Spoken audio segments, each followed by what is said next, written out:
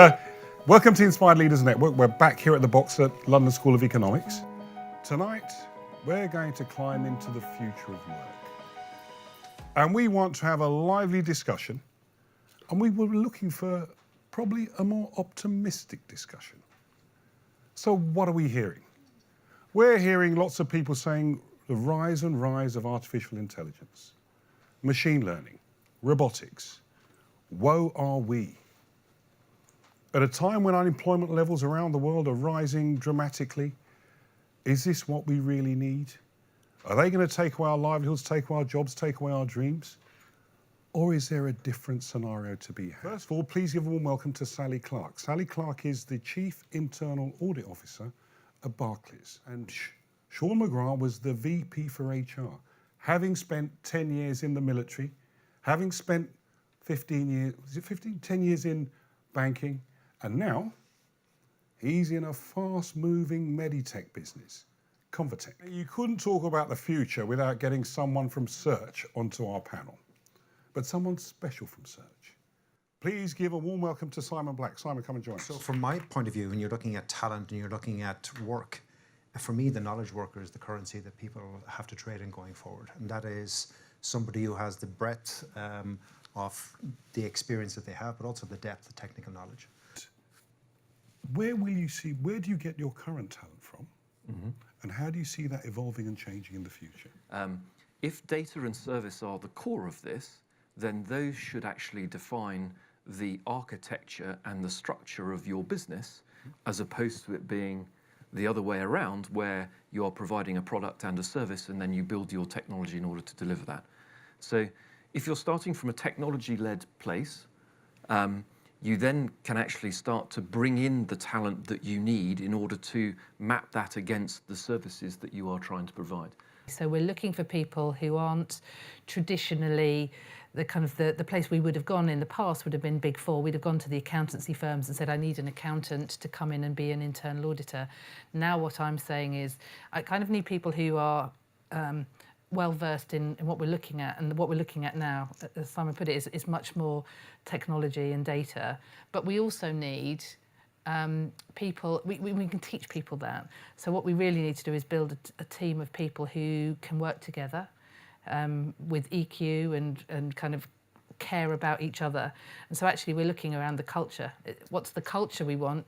Bringing the people with the cultural fit to work together, help teach them some of the skills, and then kind of supplement that with people who've got the specialist skills that we need to face this sort of new world of what we have to look at. Again, you come back to this leader who, they're not necessarily leading an organisation. I mean, they're part of an integrated network, if you like, of suppliers, partnerships, and a multitude of different teams within that. So the type of leader who is required, therefore, to sit above that is going to have had to have put together almost a career that is more Lego blocks of different things that they have done.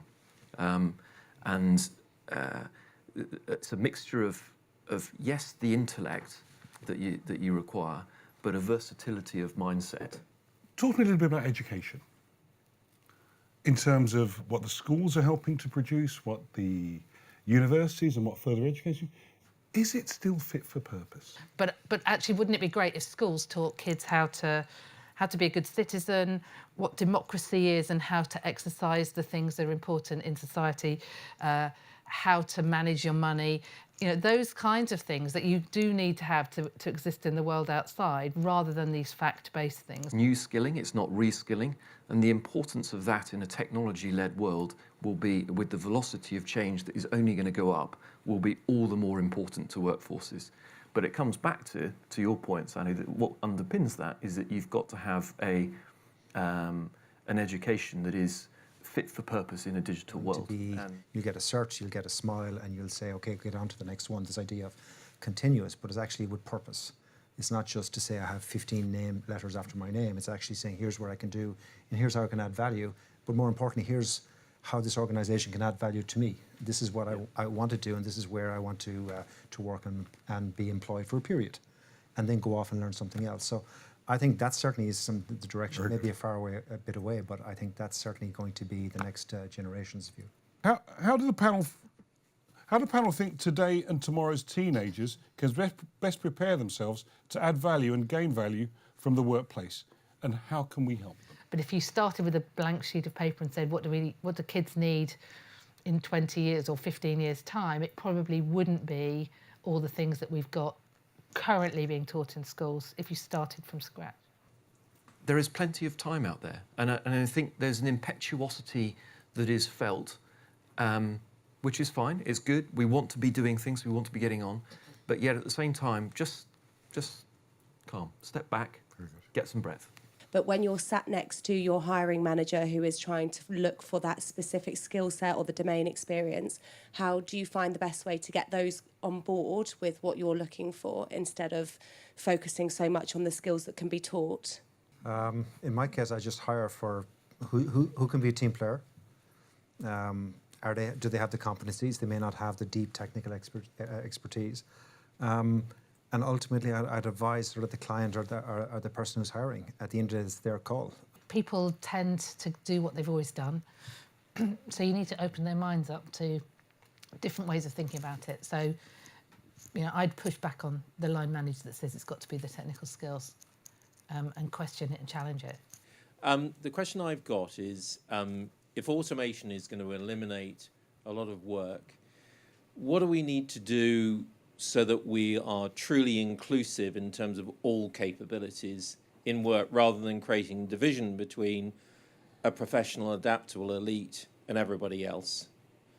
Though, if you look back over the last 50 years and you look forward for the next 5 or 6, I think you probably see the same level of change, albeit in a shorter time, and technology sort of driving that. And more importantly, I think the aspirations of people have risen across to a level playing field. So this idea of elite you talk about, the aspirations of many people because of technology, be it in Africa, be it in the Rust Belt in America, be it here in the UK, you get a sense that everybody wants to know what everybody else is doing, getting, and more importantly, I want a piece of that. So I think we need policymakers, organisations, CEOs need to create that environment to be able to tap into that in a positive way rather than a negative way. But I do think the ability for education, etc., has to sort of change to go along with what you're suggesting. We started off looking at the future of work. We talked about the impact of technology, but as ever, we've morphed this conversation around people, around leadership, around culture, which is what the Inspired Leaders Network stands for. Please join me and our 3 fabulous members of the panel, Simon Black, Sean McGrath and Sally Clark. Join me and give them a fabulous round of applause, please.